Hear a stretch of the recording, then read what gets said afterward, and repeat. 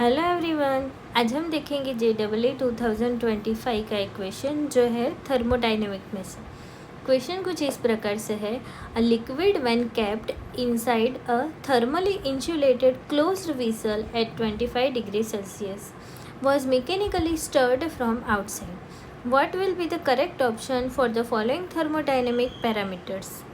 और हमें यहाँ पे अलग अलग ऑप्शन दिए हुए, उसमें से हमें फाइंड आउट करना है करेक्ट ऑप्शन कौन सा है।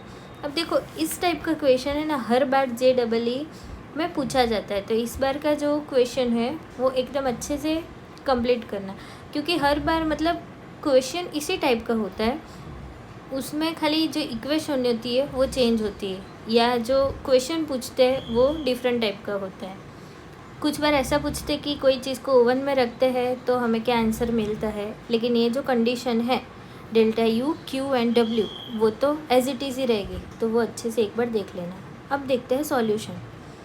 तो देखो, सॉल्यूशन में सबसे पहले हमें क्वेश्चन में क्या बोला है, a liquid when kept inside a thermally insulated closed vessel eight 25 degree Celsius. अब हम जब ये थर्मली आइसोलेटेड क्लोज वेसल है उसमें कोई भी सॉल्यूशन कैप्ट करते हैं तो उसका जो टेम्परेचर होता है वो कैसा होता है, 25 डिग्री सेल्सियस। अब उसको ही हम क्या करेंगे, मैकेनिकली स्टर्ड फ्रॉम आउटसाइड, बाहर के साइड से हम उसको हिलाएंगे। तो करेक्ट ऑप्शन मतलब करेक्ट कंडीशन क्या होगी वो हमें देखना है। तो चलो अब देखते हैं सॉल्यूशन। तो सॉल्यूशन देखने से पहले हमें डेल्टा यू मतलब इंटरनल एनर्जी क्या होती है वो पता होनी चाहिए। तो internal energy delta U is equal to Q plus W. Internal energy is equal to heat plus work. ठीक है, अब ये वाला जो इक्वेशन है उसमें हम देखेंगे कि सबसे पहले Q इज इक्वल टू क्या होगा।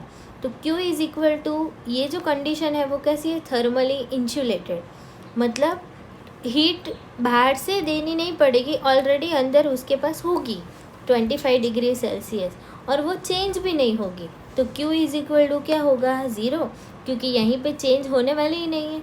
अगर चेंज होती तो Q की वैल्यू डिफरेंट आती।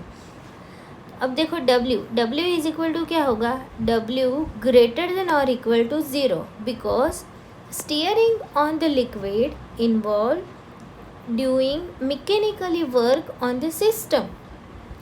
अब बाहर से हम उसको हिलाते हैं, मतलब क्या होगा, उसके ऊपर कोई वर्क होगा, और वो वर्क कितना होगा, तो क्या होगा, 0 से थोड़ा ज़्यादा, मतलब W ग्रेटर देन और इक्वल टू 0।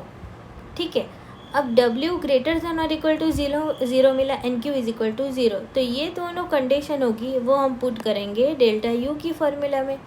तो delta U is equal to 0 plus W का मतलब ग्रेटर देन 0 है, मतलब क्या होगा, पॉजिटिव होगा।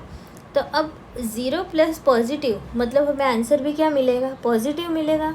तो डेल्टा यू ग्रेटर देन 0।